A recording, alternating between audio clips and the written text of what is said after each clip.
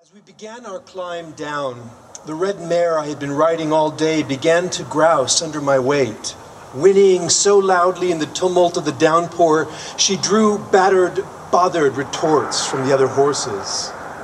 Wrapped in darkness, leaning way back in the saddle to compensate for the hillside's angle of descent, I felt every step strike the earth like a deep chime, finding for a moment some quiet refuge from the driving tormenta.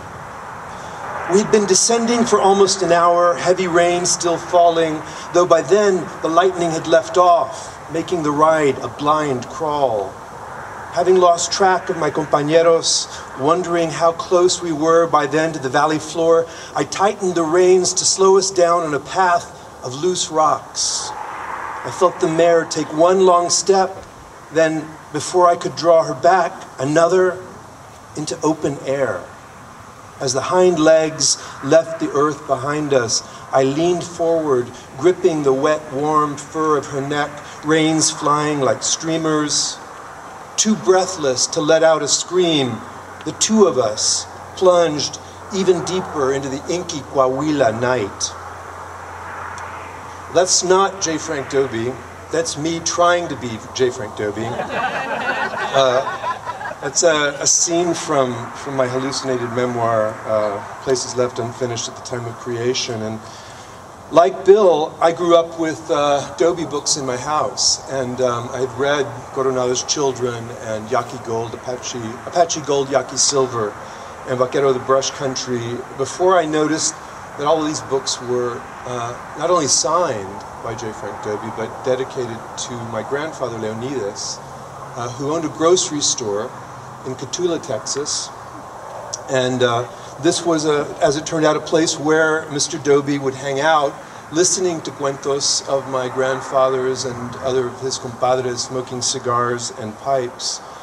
And, you know, my uncle said that's where he got all these crazy stories from, that porch in Cotulla at the Lopez grocery store, which was on the Mexicano side of the tracks. You know, there was the grocery store was literally just on the one side of the train tracks.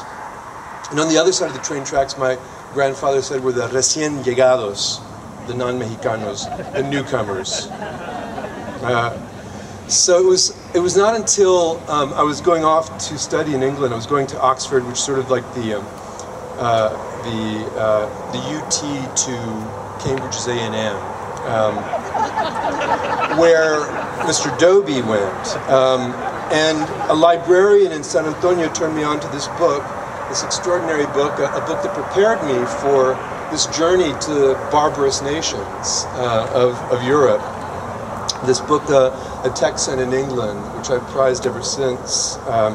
It is an extraordinary, it's little known in Dobie's oeuvre, but I commend it to you. I just want to read you a few little snippets to give you a sense of Dobie's voice in the setting of old England. It sort of helped me prepare for what I was to experience. He's gone in the year 43 and 44, so the war is on. He survives bombings. He's offered the professorship in American history at Cambridge. Henry Steele Commager had been the first one to take it up, and it's Commager who offers it to him. He says that that Commager was invited over to break the ice and blaze the trail of this new professorship in this newfangled study of American history. He stayed a term and was asked to nominate somebody to take up this particular white man's burden. When he conveyed the invitation, I explained that I hadn't read the American Constitution since I was a boy and didn't understand it then. I pointed out that my knowledge of history consisted mainly of facts relating to the length of the horns of longhorn steers, the music inherent in coyote howling, the way mother rattlesnakes swallow their young, the duels Jim Bowie fought with his knife, the friendliness of panthers and fighting tigers off helpless Mexican campers, the location of the lost Adams diggings, the speed of the pacing white Mustang, the smell of coffee boiled over mesquite wood, the ferocity of devil's horses and attacking hummingbirds, the religious note in ballads about Jesse James and Sam Bass, the shade-hunting serenity and grass-chewing leisureliness of cowboys as opposed to the tense, grim tone that Zane Grey used to and Hollywood still does give them, the habits of ghosts in guarding Spanish treasure, how Wrong-Wheel Jones got his name, and that in general, the Southwest was like before, to quote Bigfoot Wallace, Bob Wire played hell with it. Henry Commager answered that he was aware of my ignorance of American history, but said it wasn't necessary to know any history to teach it to the novices at Cambridge University. He said that virtually all the young men were in armed or technical services and the young women in auxiliary branches, and that whatever I got would be absolutely at my mercy. He said my job would be as elementary as teaching a hound how to suck eggs. He said I could read one of his chapters in American history right after breakfast and relay it that morning before I forgot it. What Cambridge wanted, he said, was an explainer of America who had had American mud between his toes and grass burrs in his heels. He said it wouldn't make any difference whether I took up the tariff question or the chewing gum habit. I told him I didn't know anything about the tariff and never chewed gum, and was therefore only half a typical American. I asked him if it would be all right for me to mention Texas cattle as well as Plymouth Rock chickens. He said to go ahead with the Rio Grande and to throw in the horned frogs if I wanted to. Meantime, I had a letter from my fellow Texan, Walter Webb, at Oxford saying to make my own definition of history and come on over. With numerous exceptions, academicians the world over are a lady of shalatis kind of people, looking at the reflection of life in a looking glass instead of diving into the stream of life itself.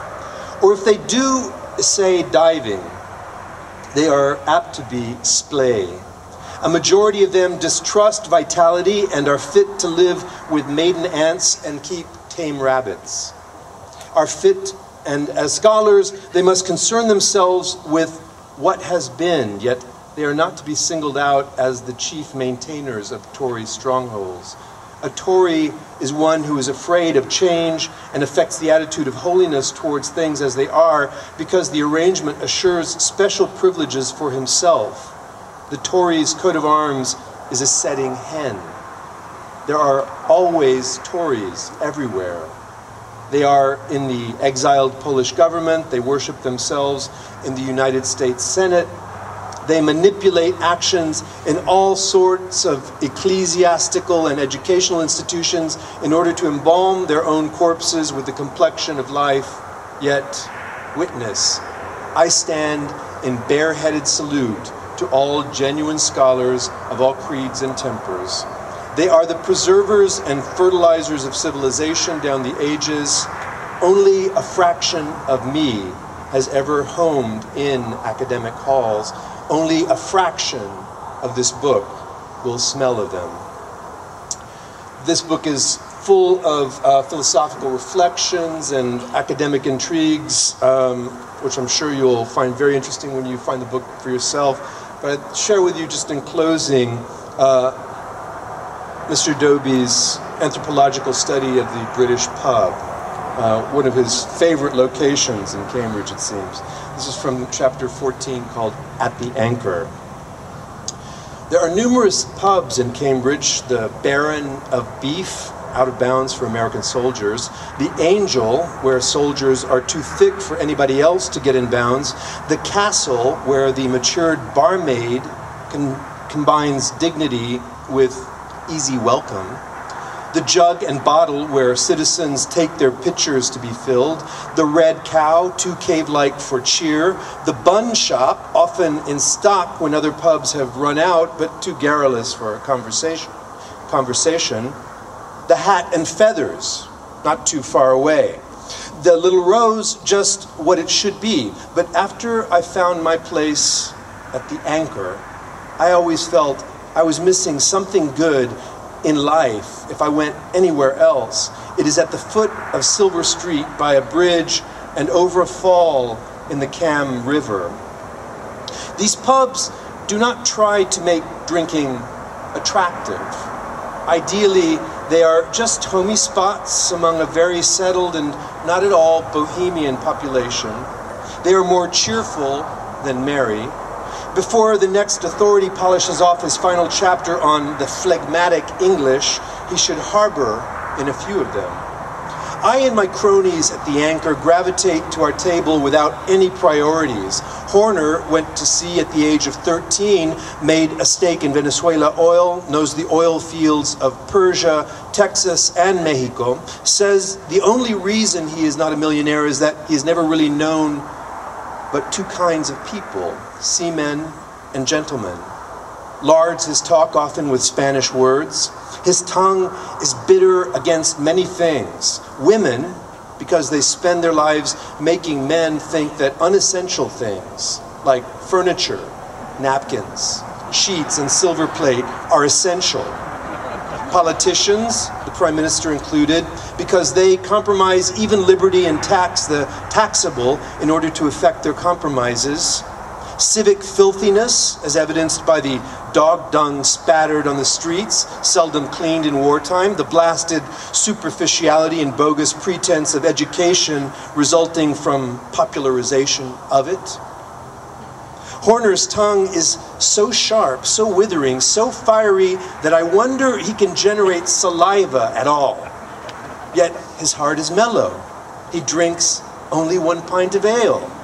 To hear him talk, you would suppose that as soon as the war is over, he is going to the head of the Amazon River and live naked in a jungle where the accursed hypocrisies and idiocies of purported civilization will not fret his time-and-like sensibilities. He reads, but I've never heard him quote George Bernard Shaw. He needs no scripture for his anathemas. Bigelow is of a serene nature. He was wounded twice in the air in the last war. He does Red Cross work now, smokes a pipe continually, laughing at the tax on tobacco, drinks 3 or 4 pints between puffs. He is always agreeable. Back in the days of Pancho Villa, before the last war, he was a young blade in Mexico, mining and helping a syndicate promote a mine at Mazapil that he now inclines to think fulfilled Mark Twain's definition of a mine: a hole in the ground and a liar on top. It turns out that he and I have ridden the same trails in the Sierra Madre. I knew the old British vice consul at Durango when he was drinking about a quart of tequila a day, equal in potency to maybe 2 quarts of whiskey, and held the record for having killed a wild turkey gobbler that weighed 40 pounds. Bigelow knew him when Pancho Villa came to Durango and demanded 20,000 pesos from the British consulate, whereupon this vice consul, representing all the Americans left in the city as well as his own nationals, called on Villa, told him that the British government did not allow any money for ransoms, and ended up by taking 20,000 pesos for charity distribution that Villa had just printed in the form of streetcar tokens. Bigelow remembers how charming the señoritas on the plaza looked at night with the lightning bugs in their hair. He passed a note to one of them and with encouragement played bear at her window. But the bars were a terrible impediment. He and I get to remembering and drop into Mexican phrases and laugh, and in imagination get us a couple of músicos and sit down at a table on the plaza to be serenaded while we eat double-fried frijoles. What a lot of pleasant places and hearty ways of life and genial people there are in this world to experience and then remember.